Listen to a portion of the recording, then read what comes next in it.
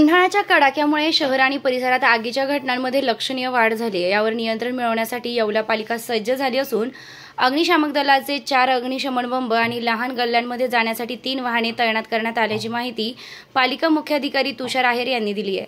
सध्या मे महिन्याच्या सुरुवातीलाच उष्णतेने 40°C पुढे पारा गेलाय। या तापमानात अचानक आगीच्या घटना घडण्याची दाट शक्यता आहे।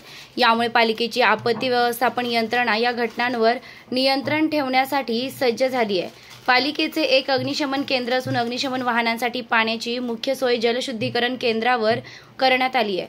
मात्र काही भागात पाण्याचा स्रोत लांब असल्याने घटनास्थळी विलंब होण्याची शक्यता आहे। हे लक्षात घेऊन पालिकेने बाजारतळ, नवीन नगर परिषद इमारत या ठिकाणी प्रत्येकी 2 पाण्याचे टँकर सज्ज ठेवले आहेत। फायरमनच्या नियुक्तीचा विचार करता सध्या 7 कर्मचारी कार्यरत आहेत। परिणामी मोठ्या घटनांवर नियंत्रण मिळवताना अडचणी येतात। मागील वर्षभरात शहरात आगीच्या 65 घटना नोंदवण्यात आल्या असून त्यात एकही व्यक्ती जखमी वा मृत्यू तसेच हानीचे प्रकार घडले नाहीत। गुरखा कंपनीची मिनी रेस्क्यू टेंडर नागरिकांना वाचवण्यासाठी वापरण्यात येते।